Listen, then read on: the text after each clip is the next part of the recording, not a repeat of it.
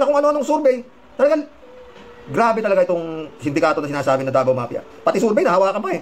Okay, ayun naman, oh. Papasok na naman yung tipi dahil nga daw ganito, ganun. Ewan ko, may, kung anong klaseng mahika o ang ano nito mga to, no, mga friend. Ha? Yung sinasabi ni Kitty Duterte, na ito na naman tayo, na meron ikang balita na may marerate yung mga bahay. Tumawag, puntahan yung mga baliw doon na, hindi kami ano ganito, sabi ng bakla, bakit ganito? Para magawa sila kawawa, no? Pero, tanongin mo naman kung saan galing yung balita, wala. Kagaya rin nung Sara Duterte, mga friend. Ha?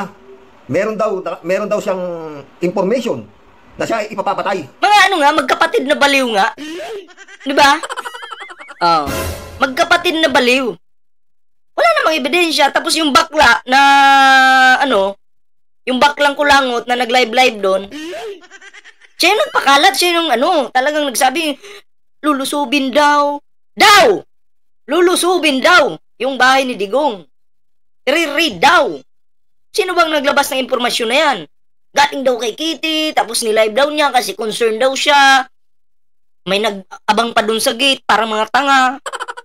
Pero yung iba doon, sabi nung iba doon, uy, pare, ang gawin mo? Kunyari, concern tayo kay Tatay Digong. Gate to ni Tatay Digong, pre. Videohan mo ako dali, upo akong malungkot, pang reels lang. K.O. Oh? Uupo daw malungkot? Uupo daw siyang malungkot kasi pang reels daw niya. Oh. Ano daw? Ano daw? Wait lang.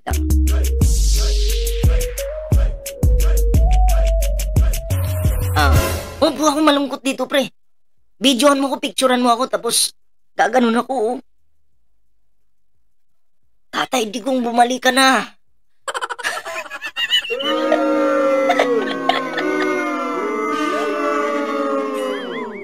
Grabe mga drama ng katanga. Mamaya may live shoutout po, ha. Oh.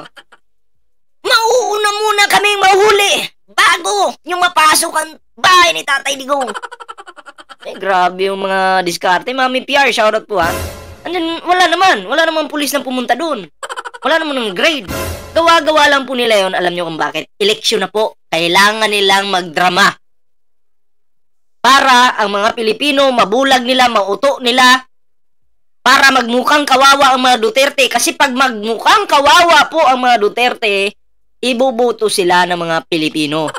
So, kailangan lumabas sa media and social media na sila yung kawawa at inaapi. Para makapasok yung kanilang mga pambato. Yun yung diskarte dyan ng mga tanga. Diba? Ang dami na silang makulong. Mamaya, may bibigyan tayo ng reaction mamaya. Gusto nyo bang masilip? Ito. Mamaya ka na. Tago ka muna dyan. Yun po yung diskarte ng mga Duterte ngayon. Na magmukha po silang kawawa sa paningin ng mga Pilipino. K.O. Huwag niyong kalimutan mag-like dyan, ha. 600 pa lang nag-like sa atin. Naku po. Tinatamad kayo magpindot sa cellphone nyo ng like, ha. K.O. Tuloy. Ni Bongbong Marcos. Dahil yan ika ano eh. Diba? Pinatawag ng NBI. Hindi naman sumipot yung bugak. Para tanungin kung saan nakuha yung impormasyon na siya ipapapatay. Kaya nga sabi ng tanga, iba talaga utak eh, no? Tama. Pero ako dating alam ko na may diferensya sa ulo. Kasi umiikot pa nga yung mga tayo, di ba? Lahat tayo sinungaling. Wala talaga ano, pero Inday, Sara, talagang grabe. hindi ko kaya isipin gaano katanga ang mga nadaming tanga na naniniwala din sa pamilya na to. Sa totoo lang, mga friend. Eto ngayon. Ang pinagkaiba namin kay Ninoy, si Ninoy hindi nagabiling. Kaya hindi siya nakaganti. Napatay siya. Ako hindi. Pag ako napatay, kumontak na ako ng ano, sabi ko, pag namatay ako, patayin mo si Bongbong, si Elisa, at saka si ano. Yun ang sabi. Di ba? Kaya pinatawag yung tanga sa NBI. Hindi naman sumipot. Dahil tatanungin nga ako, saan niya nakakuha na mayroong death threat siya, may nagbabanta sa buhay niya. Kaya ang ginawa ng tanga, at ang alam niya, ang magpapatay sa kanya, si mga Marcos. Dahil yun daw ugali ng Marcos, magpapatay ng kalaban. Kaya ang gaga, kumuha na rin ng papatay, nag-utos na rin siya ng, para patayin kung sakali raw siya mapatay. Yun ang ano niya. Yun ang kanyang laman ng tuktok. Kaya nga ako masyadong matalino to. Hindi ba parati ko sinasabi, mga friend? live na live yung ano, yung utos niya na patayin yung Bongbong.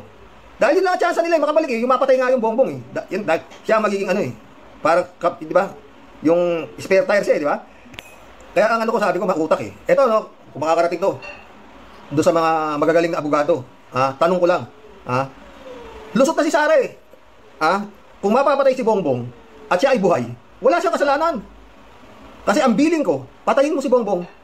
Kung ako ay kung may nangyari sa akin ako ay napatay, patayin mo si Bongbong. Yun ang billing ko. Oh, ewan ko sino pumatay diyan, buhay ako eh. Oh, di ba? Hindi ako yan kasi buhay ako eh.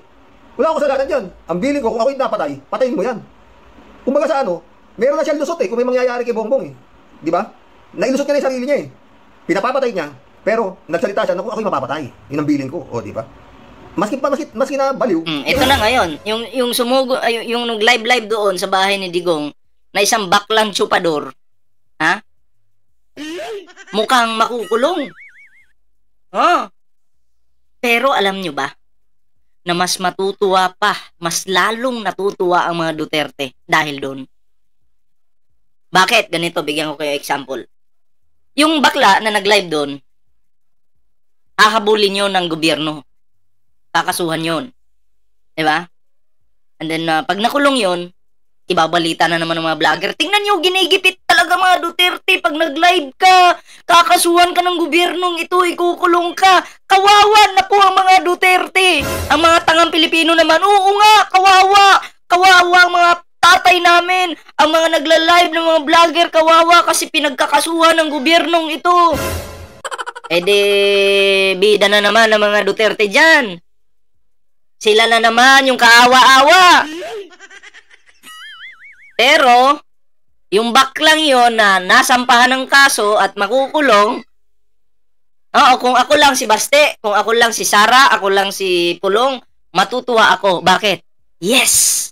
Meron na namang nakulong na DDS na kasama, na sumusuporta sa amin. Yes! Yes! Sigurado pag-uusapan to ng media. Pag-uusapan to ng mga vlogger na nakulong ang DDS na sumusuporta sa amin. Yes! At kami ang magiging mukhang kawawa. Pag nagmukha kaming kawawa, ibubuto kami ng mga Pilipino. KO! Sacrifice. Sinakripisyo yung bakla. Akala mo malungkot yung mga Duterte dahil nakasuhan kang bakla ka? Or makukulong ka? Hindi. Tuwan-tuwa sila. Dahil nagamit ka nila. Yun yung katotohanan dyan. Yun yung mindset ng mga mga malalaking tao. Ang gamitin kayong maliliit. Ganun yun.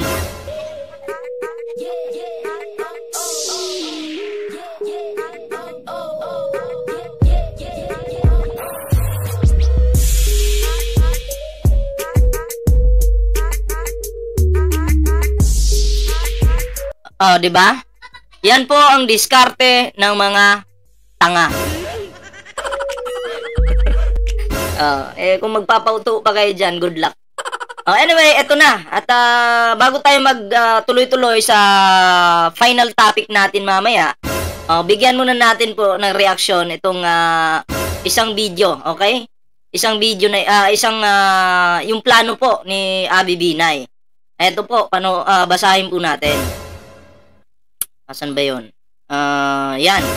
Basahin po natin ito. Makati City LGU may kausap ng bagong kumpanyang gagawa ng Makati City Subway Project. Ayan basahin po natin ito. May kausap na ang Makati LGU na bagong kontraktor para sa Makati City Subway Project. Ayon kay Makati City Mayor Abby Binay, domestic company ang kausap na nila. Ito ang binahagi ni Mayor Abby kasunod ng pahayag ng original contractor ng proyekto na hindi feasible ang proyekto dahil sa territorial dispute sa paggitna ng Makati, Taguig at matapos ang desisyon ng Korte Suprema kaugnay nito. Ayon kay Binay, anuman ang maging huling forma ng proyekto, ito man ay subway, monorail o normal na tren, ay tuloy pa rin ang ideya na magtayo ng isang local mass transportation sa loob ng Makati City. Imagine mga pre, kung mananalo po ito si Abby Binay bilang isang senador, hindi lang po Makati ang mag-i-improve, kundi buong bansa po. Kasi tingnan nyo po ngayon ang pinakamaunlad po ay ang Makati. Sila po yung namumuno dyan sa Makati. Tama?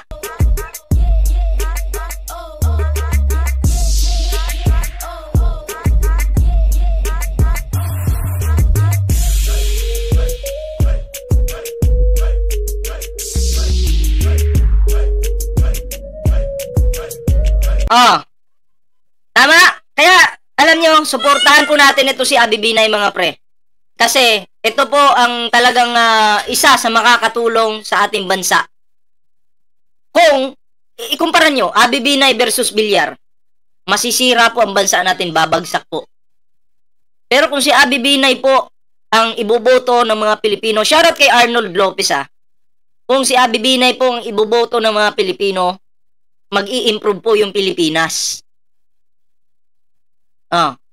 Tingnan nyo na lang po nga yung Makati. Diba? Tingnan nyo na lang yan. Tingnan nyo yung Caloocan. Nabubulok. Ikumpara nyo dyan sa lugar nila Abby Binay. Sino ba yung mayor ng Caloocan ngayon? Yung hindi malapitan versus mga Binay. Ikumpara nyo po sila. Kung sino yung magaling magpatakbo ng lugar. Sino yung kurap, sino yung hindi. Makikita nyo po dyan. Diba?